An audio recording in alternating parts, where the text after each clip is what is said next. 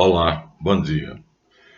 Às 3 horas da manhã estamos gravando mais um vídeo para o nosso canal Guia dos Perplexos e vamos então usar o método que agora está se mostrando cada vez mais útil, começando pelos agradecimentos para não interromper a história que constitui a narrativa do vídeo. Assim, começamos por agradecer a todos aqueles que contribuem para o nosso canal, quer divulgando-o, quer se inscrevendo no Colégio dos Magos Caldeus e, de qualquer maneira, considerando importante o Projeto Caribou, que é essa grande aventura que pretende mostrar a história verdadeira, com suas contradições, mas que seja vista objetivamente. Ora mito, ora história, será assim. Agradeço com muita sensibilidade e com o coração amoroso aos meus 8 caribus que me sustentam. Euler, você me surpreendeu. Eu vi suas asas, nasceram as asas. Quanto tempo? 37 anos depois de um médico homeopata ter começado comigo um curso no Colégio dos Magos Caldeus, e agora, a última vez que eu encontrei, eu vi nascerem as asas de águia. 37 anos. E aí o aluno que começa o curso diz: professor, em quantos meses o senhor vai poder me ensinar a sua ciência? Eu fico pasmo. 37 anos. E o aluno novato quer que eu ensine em 6 meses. Então, me faz rir. Então, parabéns a você, meu querido Caribu. Agora és um Caribu completo, com face de homem, com corpo de touro, de leão, com patas de touro e, finalmente, com as asas de águia que eu vi nascidos nas suas omoplatas. Então, é com imenso prazer assim que a gente constata que o que parecia ser uma aventura que poderia ser falsa, na verdade, é algo concreto. Assim, vamos agora à gravação do nosso vídeo. Minha gente, raciocinem comigo. Existe os judeus. Os judeus têm uma história. Essa história necessariamente tem que ter um começo. Entenderam? A coisa é simples assim. Se existem os judeus têm uma história, todo povo tem uma história, os judeus, como todos os povos têm uma história, necessariamente essa história terá que ter um começo. Mas o grande problema é este. Qual é o começo da história do povo judeu? Recorrendo ao grande livro, nós vamos encontrar este suposto começo, que é meio mítico e é meio histórico. O professor Dr. Colin McEvedy, nos seus mapas, ele mostra que a lista patriarcal que está aqui não é uma mentira, só que não é a lista dos patriarcas hebreus. Eram homens de todas as nações. Isso é a afirmação do maior cartógrafo e de um dos maiores antropólogos do mundo, reconhecidamente uma personalidade de peso. Então, o livro mais vendido do mundo, o livro mais debatido e mais comentado, o livro mais editado, não pode ser uma mentira. Então, nós temos que admitir que a Bíblia Sagrada é, em grande parte, mítica, mas o mito esconderá necessariamente verdades preciosas. Então, a primeira de todas é o mito da sociedade patriarcal. Nós vamos encontrá-lo em Gênesis 5. Lista dos descendentes de Adão. É um saco essa lista. Não pensem que vou ler toda. Quando Deus criou Adão, ele o fez à semelhança de Deus. Homem e mulher ele os criou. Os abençoou e lhes deu o nome de humanidade, no mesmo dia em que foram criados. Quando Adão completou 130 anos, gerou um filho à sua semelhança e imagem e lhe deu o nome de Sete. Aqui já pulou Abel, que não aparece, porque Sete substitui Abel. Então vocês vejam que a Bíblia terá que ser lida de uma maneira toda especial. Existe uma metodologia tanto para o leitor como houve para o escritor.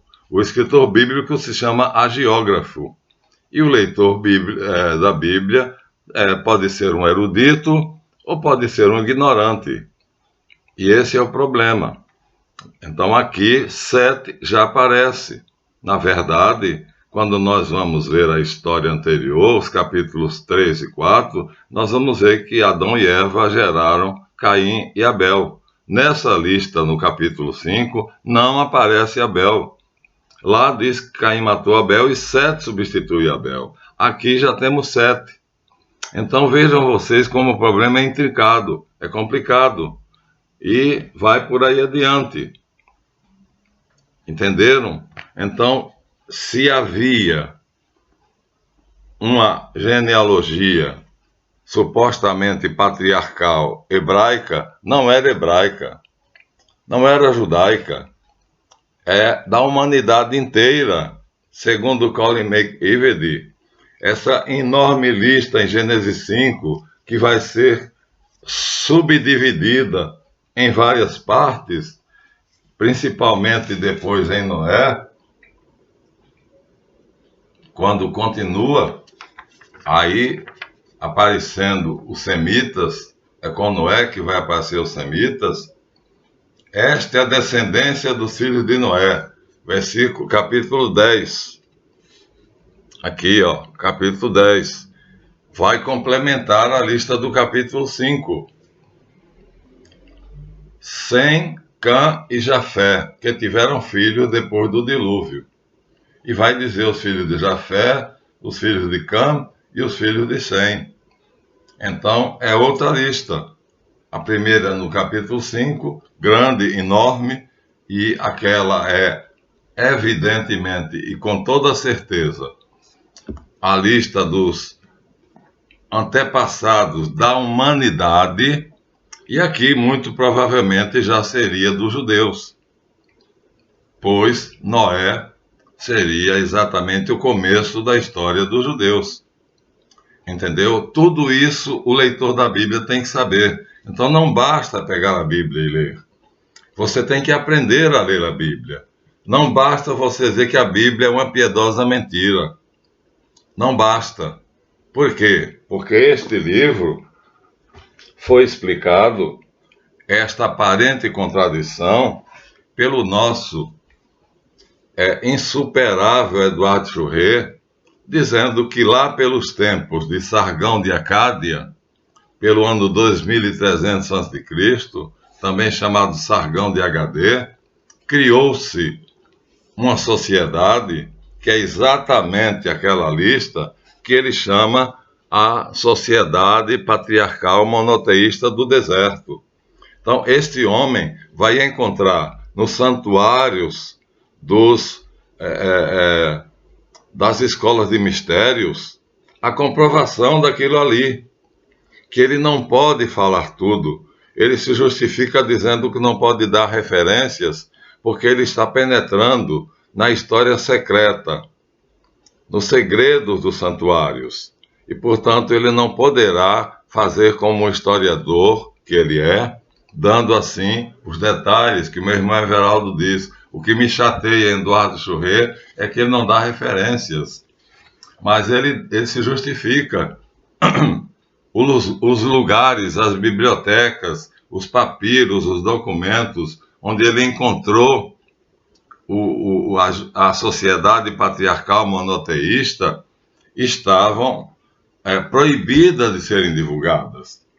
Então ele assim justifica: não posso dar a referência, mas atesta que a sociedade patriarcal existiu.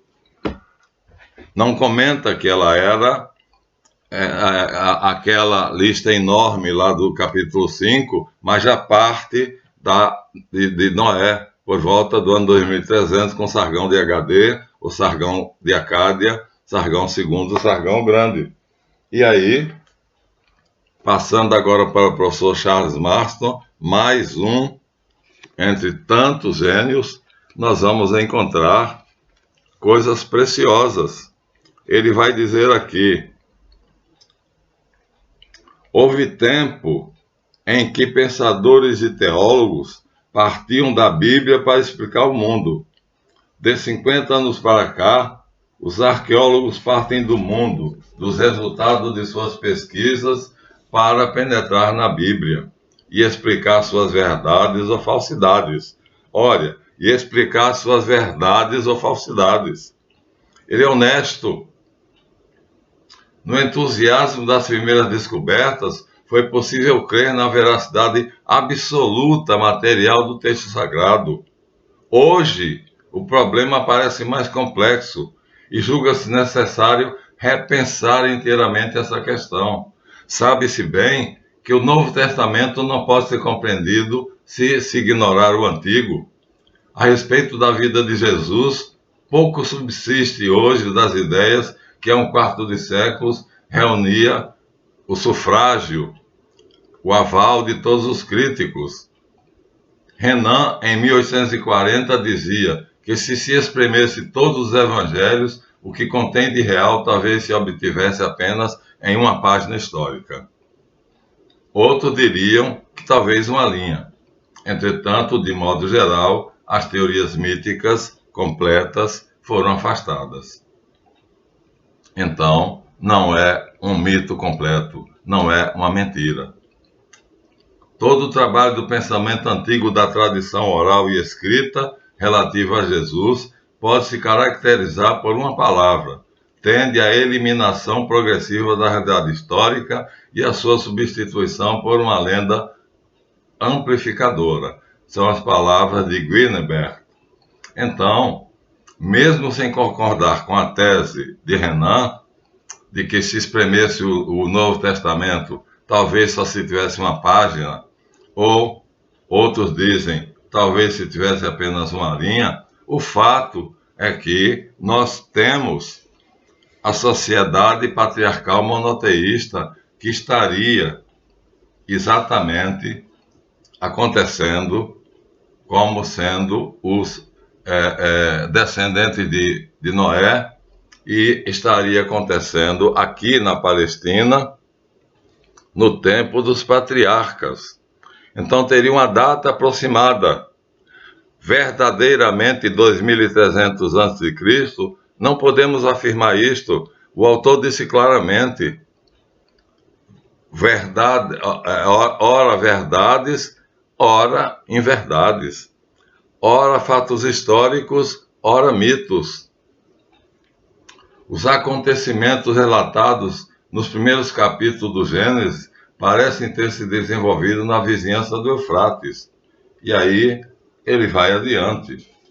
Então, mas o monoteísmo no tempo dos patriarcas. Temos que chegar aos patriarcas, embora saibamos que não é aquilo que a Bíblia coloca, mas é a origem, é o começo, é dali que nós temos que partir.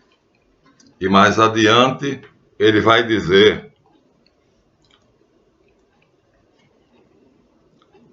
logo de início, impressiona-nos ter o monoteísmo, crença em um só Deus único, precedido do politeísmo, ou crença em vários deuses. Tal, aliás, é a conclusão bem abalizada e refletida a que chegou o Dr. Langdon, um dos maiores assiriólogos. Esse homem não estudaria a Bíblia, não se dedicaria 20, 30 anos da sua vida a uma mentira. Professor de assiriologia de Oxford, e uma das maiores autoridades em literatura cuneiforme, em tudo que se relaciona ao distante período da civilização correspondente a essa literatura, ele estabelece a conclusão de que as consequências da crença nos patriarcas é tão pesada que não há ninguém que possa contestar no Antigo Testamento ou na história antiga e na arqueologia a existência dos patriarcas. E no seu livro Semitic Mythology ele diz: como não convenci ninguém, temo não ter convencido ninguém ao concluir que tanto no que concerne à religião sumeriana quanto à semítica, o monoteísmo precedeu o politeísmo e a crença nos espíritos bons e maus.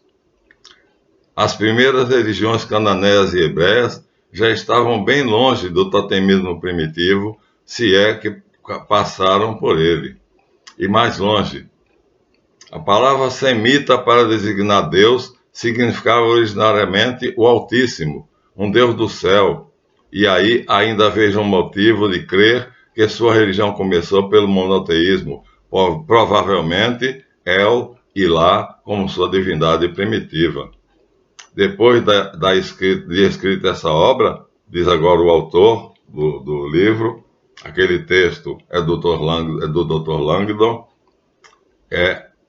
as tabuinhas encontradas em Hashamha confirmaram que, malgrado o politeísmo reinante, El era a divindade suprema, e muito particularmente a dos cananeus. Vou reler. Depois de escrita a obra do Dr. Langdon, suada, fazendo afirmação baseada em uma pesquisa profunda, as tabuinhas encontradas em Hashamra confirmaram que, malgrado o politeísmo reinante nos cananeus, nos primitivos hebreus, El era a divindade suprema. Ou seja, as tabuinhas encontradas, documentos. Em outra passagem do seu notável livro, o Dr. Langdon invoca o testemunho de Sancuniaton, sábio fenício que vivia pelo ano 1000 a.C., subindo, porém, a fontes ainda mais antigas, atesta que a principal divindade em Gebel, ou Biblos, era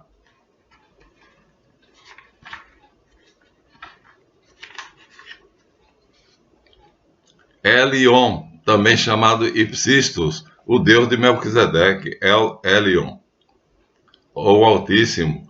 Que Elion não seja diferente do Elion do Gênesis, isso fica claro, diz o professor Langdon. Apoiando-se nas escavações de Kish, agora arqueologia, escreve o Dr. Langdon: em minha opinião, a história da mais antiga religião do homem revela rápido declínio do monoteísmo para o politeísmo.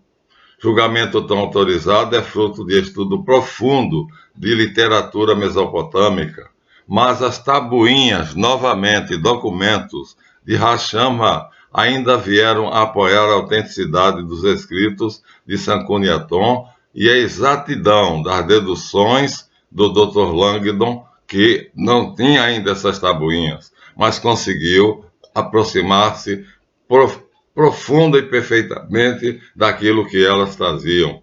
Então, não temos como negar a Bíblia como um todo.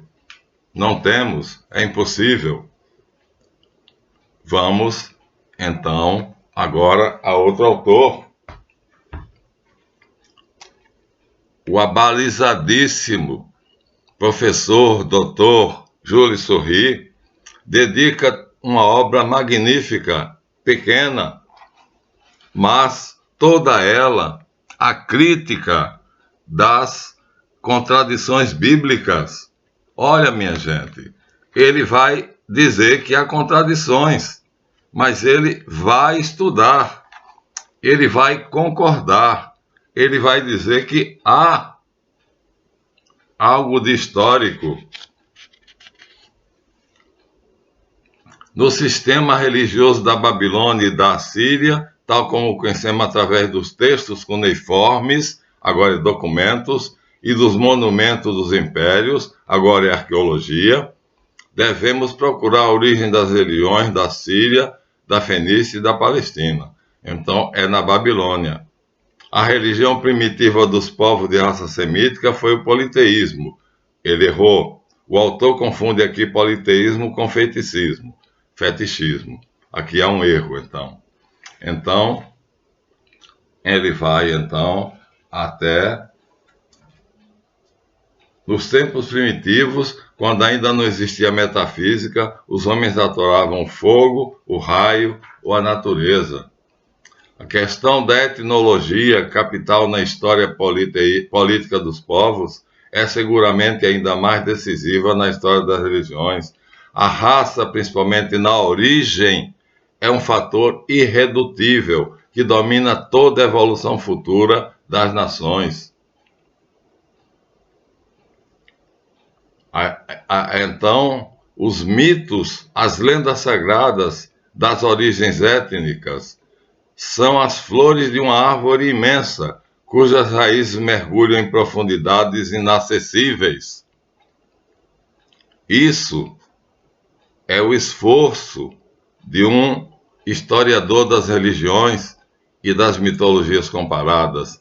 Veja, ele diz: a história das religiões, das origens religiosas da humanidade, acha-se, pois, indissoluvelmente ligada à história das origens de todo o mundo, do planeta.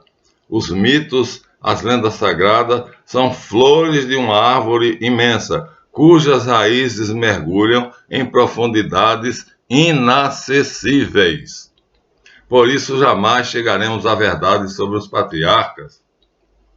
Para compreender a flor, será necessário conhecer a árvore e, por conseguinte, a natureza do solo, do clima e do céu, de onde ela retira sua seiva. Os instrumentos de investigação que ainda parecem mais poderosos não mostram perfeitamente, a não ser a linguística, a filologia e a mitologia comparada. Importantes trabalhos foram recentemente publicados sobre a origem e a pátria dos semitas. Em um notável estudo a respeito do berço das migrações semíticas, Schrader, é um escritor alemão, estabeleceu, contrariamente às ideias anteriores, que a pátria primitiva dos semitas não era a Armênia, mas a Arábia. Então temos aqui um homem, Schrader, dedicando a sua vida e o seu estudo a quê? Um livro mentiroso? Impossível! Impossível! Homens notáveis jogaram seu nome, jogaram a sua honra para provar que ali nós temos verdades que mergulham em um terreno cujas raízes chegam ao inacessível. Então, como negar? Não podemos, é impossível. E finalmente agora, pegando o livro de Jota, nós vamos encontrar a origem mítica da criação, Yahvé com a palavra que criou o sol e a lua, montado em querubins, atravessou com sua espada o crânio de Raabe e com sua lança o coração de Leviatã. Claro que estamos no mito, mas mais adiante ele vai dizer: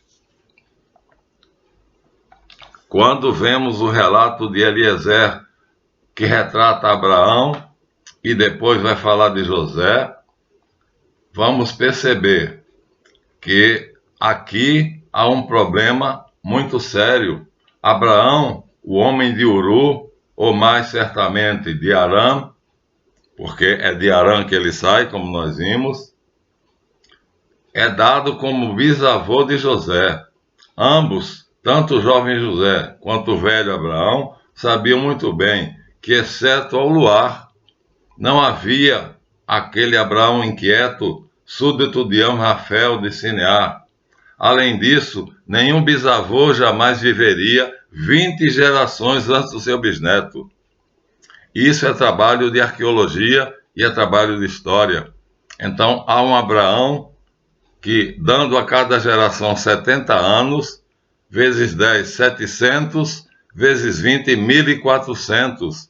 Então ele encontra um Abraão 1.400 anos antes de José. E a Bíblia diz que Abraão era bisavô de José. Tem mais adiante ele diz, existe ainda um outro Abraão, 6 séculos anterior ao jovem José. Então existem 3 Abraões. Um que é bisavô de José, então que Abraão é pai de Isaac, Isaac é pai de Jacó, Jacó é pai de José. Isso é o que a Bíblia diz. Mas quando Harold Bloom e David Rosenberg vão fuçar na história, eles vão encontrar 3 Abraões. Um é 600 anos anterior a José. O outro é 20 séculos, 1.400 anos. E a Bíblia diz que Abraão é bisavô de José. Não temos como não enfrentar esses fatos. Confunde-nos, sim, confunde-nos. Mas acontece que, é como disse ali, não tem como você desprezar isto deste modo. Abraão é o criador de Deus, porque é ele que inventa o politeísmo, não é Moisés. E aí, por falar de Moisés, ele vai dizer aqui uma coisa extremamente curiosa. Vamos pegar essa página para poder aproveitar o tempo restante.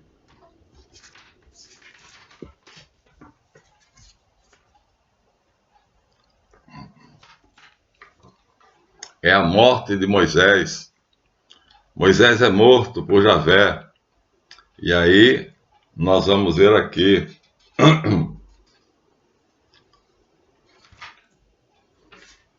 Oh, meu Deus.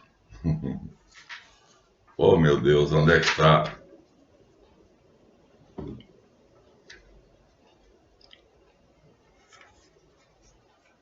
Aqui não é, meu Deus do céu, eu marquei e agora não estou encontrando. Javé mata Moisés. E é o que eu quero agora encontrar. É a morte de Moisés. Eu tinha marcado.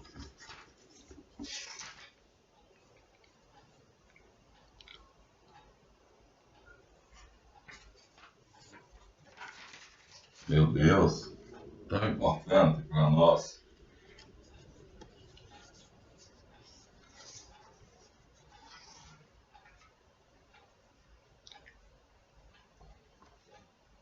Jacó, não interessa. Abraão, Isaac, Jacó, é Moisés. Bem, eu vou dizer de memória. Moisés para numa hospedaria. E nessa hospedaria, ele vai buscar um cântaro de água. E quando ele vai buscar o cântaro de água, ele não volta. Séfora ou Zípora, sua esposa, quando percebe que ele está demorando, vai ao seu encontro. E o que é que ela vê? Ela o vê no chão, morto. E ela então se lembra de que Moisés, que era encarregado da missão de libertar os hebreus, não poderia morrer. E aí o que é que ela faz? Qual seria o motivo pelo qual Javé, no papel de Satanás, mata o seu eleito? Eu estou dando de memória, mas está escrito aqui. E então, o que é que ela faz? Ela lembra que Moisés não circuncidou Gerson, o seu filho mais velho, e ao fazer isso, ele descumpriu a aliança feita com Abraão e Javé. E assim, ele agora vai ser morto inapelavelmente. Vai ser morto porque ele descumpriu a sua aliança. Ele, que deveria ser cuidadoso, meticulosamente cumpridor daquilo que Javé manda, ele, de repente, não circuncida o filho, que devia ser circuncidado aos 8 dias de nascido. E aí o que é que acontece? Javé o mata. E aí Séfora é quem percebe que Moisés, então, está ali esticado no chão, morto. E o que é que ela faz? Ela entra de novo na taberna, ela circuncida Gerson, depois pega o prepúcio de Gerson, desnuda Moisés, coloca sobre o pênis de Moisés e Moisés revive. E aí você vai dizer, que história estranha, como poderia isso ter acontecido? E agora vamos ver uma coisa curiosa. Aqui eu tenho um livro que me foi dado, desculpem não ter encontrado o texto, eu tinha marcado, pelo meu irmão Everaldo, A Circuncisão, o Mito e o Rito. Nós vamos ver primeiro aqui o significado social da circuncisão. Primeiro de que tudo, era profilático, era para evitar a inflamação do prepúcio. E aí, no capítulo 2, nós vamos ver a circuncisão como rito sagrado de um povo. E aqui vai ter a explicação daquele assassinato de Moisés por Javé, que teria, sim, evidentemente, que encontrar outro mensageiro para libertar o seu povo. Vamos lá? Segundo vários historiadores gregos, a circuncisão dos hebreus teria por origem um costume egípcio. Assim afirma o mais antigo entre os autores gregos conhecidos, Heródoto, historiador do século V. Muitos mais tarde repetiriam esta afirmação, não só Diodoro de Sicília, mas até o próprio filho de Alexandria, com autoridade de judeu residente no território egípcio.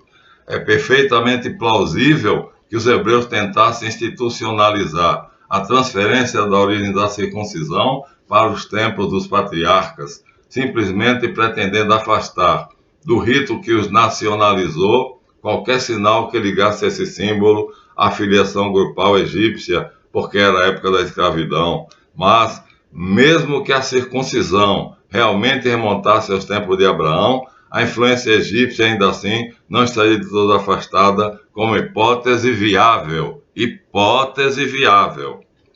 Diante dos conhecidos contatos que Abraão e Sarai mantinham com os egípcios, que a Bíblia descreve detalhadamente. Contudo, se egípcios e hebreus realmente eram circuncidados, por que Moisés não era circuncidado? Moisés não era circuncidado. Olha aqui, ó. O livro é a história da circuncisão.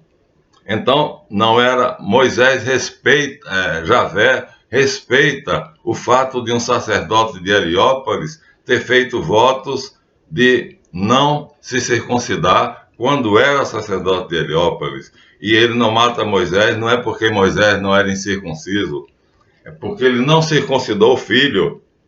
E aqui nós temos a explicação de que a morte de Moisés, que é ressuscitado praticamente por Zípora, não é porque Moisés não fosse circuncidado. Aqui está claro, Moisés, sendo um príncipe egípcio, não poderia ser circuncidado. Olha, o texto é claro. Por que Moisés não seria circuncidado? Os egípcios todos eram circuncidados.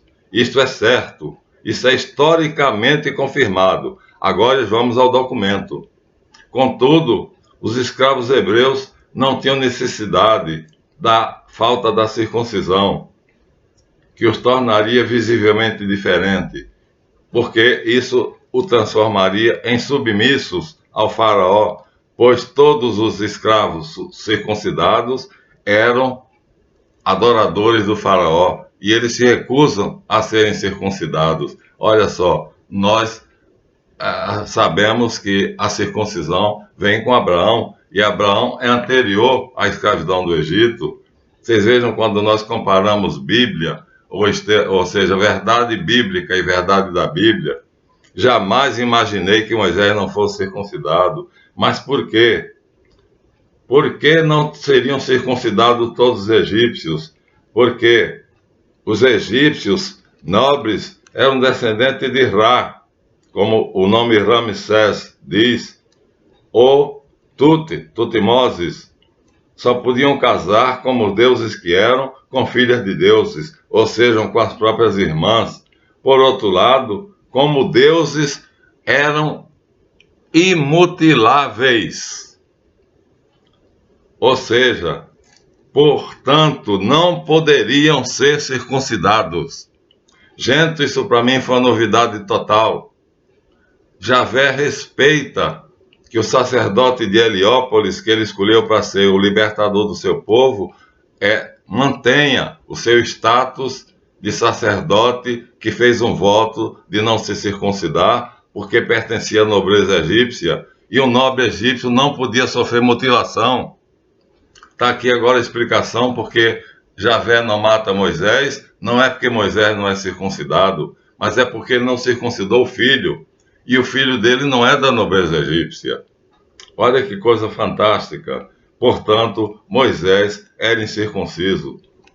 O povo, sim.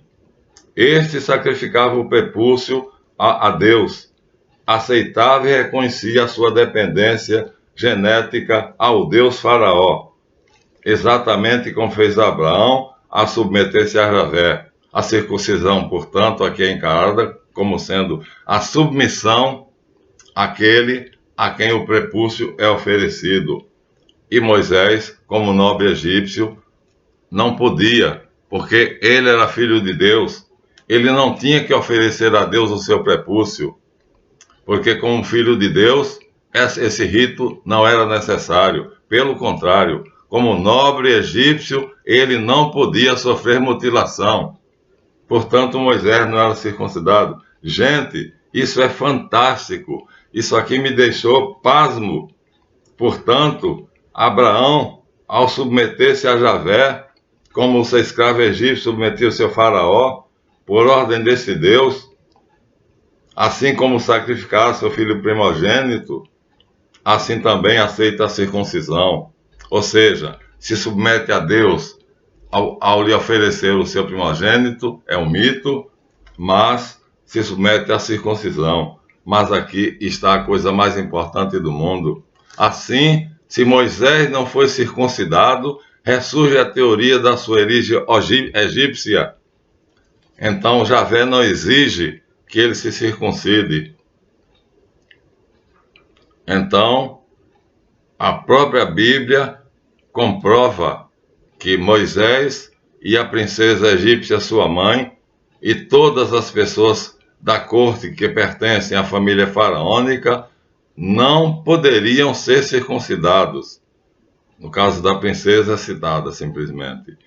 É de difícil aceitação a tese da identidade hebreia de Moisés. Portanto, aqui isto depõe contra o fato de dizer que Moisés era hebreu. Se fosse hebreu, Moisés seria obrigado a se circuncidar. E o livro diz claramente, sendo um nobre egípcio, ele não podia sofrer mutilação. E Javé respeita esse costume que ele tinha feito como um voto sagrado diante da sua liderança dos escravos egípcios. Aqui está um dado histórico. Gente, cada vez nós encontramos coisas mais surpreendentes. E terminando esse vídeo aos 108 minutos, jamais eu imaginaria que a morte de Moisés, que eu não encontrei ali por mais que eu quisesse, mas é fácil encontrar na Bíblia, um episódio aparentemente absurdo, não é porque Moisés não era circuncidado, ele não podia ser circuncidado, Javé respeita isso, um nobre egípcio, filho de Ra, não podia se submeter a Ra como um escravo, porque a circuncisão era um símbolo da escravidão, e ele é divino, portanto, não é escravo. Logo, não pode se circuncidar, não pode ser mutilado. Ao contrário, Abraão vai exatamente aproveitar essa teogonia, esse rito, para se submeter a Javé, para ser escravo de Javé. Meu Deus, que coisa maravilhosa! Isso é documental. Isso é verdade documentada. O autor diz, não há a menor dúvida de que os nobres egípcios eram incircuncisos. Portanto, isso coloca a seguinte questão. Moisés não era hebreu, porque se fosse hebreu ele teria que ser circuncidado. Mas ele não era um nobre egípcio. Olha só, tá vendo? E assim nós vamos, meio mito, meio verdade, meio história, meio epopeia, nós vamos caminhando pela Bíblia. É preciso saber ler a Bíblia. Senão, ela parecerá um livro cheio de mentiras. E aqui nós temos alguns livros, né, mostrando que a Bíblia, como bem disse o Dr. Charles Marston, né, ela originariamente era considerada absoluta verdade e depois se chega à conclusão que ela tem verdades e tem inverdades. Ela é um mito de história, que são documentos de povos antigos, e mitos, que são criações dos hagiógrafos, ou seja, dos seus escritores. E é assim que nós devemos ler a Bíblia, como sendo partes históricas e partes míticas. Pronto. Mas deixo aqui a minha perplexidade. Moisés não podia ser hebreu, porque se ele fosse hebreu, teria que ser circuncidado para deixar claro a sua submissão ao faraó. No entanto, ele era filho da princesa, que era irmã do faraó, e, portanto, era nobre. E como nobre egípcio, não poderia ser mutilado. Logo, ele era egípcio e não hebreu.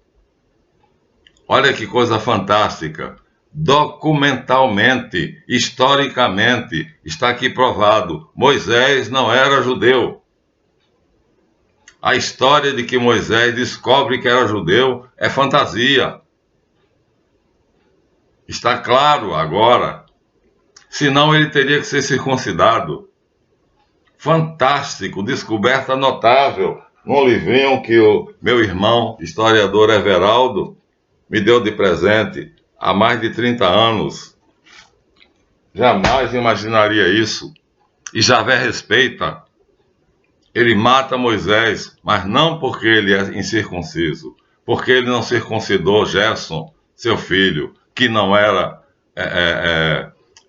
príncipe hebreu, portanto tinha que se submeter a Javé, como escravo de Javé. E essa é a maneira certa de ler a Bíblia. Então, com todo respeito, nós vamos pegar esse livro, repositório precioso das tradições humanas, mas cujas raízes se perdem nas profundezas da terra. Que expressão linda de Charles Marston. Mas temos que admitir, se existe um povo judeu, se existem judeus e tem uma história, essa história tem que ter um começo, e o começo vai ter que ser os patriarcas. Mas não se pode provar a essência dos patriarcas. E pior, quando você percebe que há 3 Abraões, um 600 anos antes de José, outro 1400 anos de José, e a Bíblia afirma categoricamente que Abraão era bisavô de José. Gente, pasma quando eu vejo as pessoas simples lerem a Bíblia e acreditar no que está ali ao pé da letra, candidamente, ingenuamente. É necessário ter muita cultura para ler a Bíblia. É necessário pesquisar muito para compreender a Bíblia e aceitar que metade do que está ali é histórico, herdado dos papiros e pergaminhos de povos mediterrâneos, e outra metade é construção, é epopeia, é mito. É isto que nós vamos ver que o Dr. Charles Marston diz. É hoje aquilo que decididamente todo estudioso da Bíblia sabe. Encerramos assim esse vídeo, dizendo a vocês que começamos pelos patriarcas, porque a nossa intenção é chegar a Abraão. Ou seja, recomeçar de onde nós paramos no Império. Então, obrigado por verem esse vídeo e o reino, e vamos continuar no próximo. Até lá.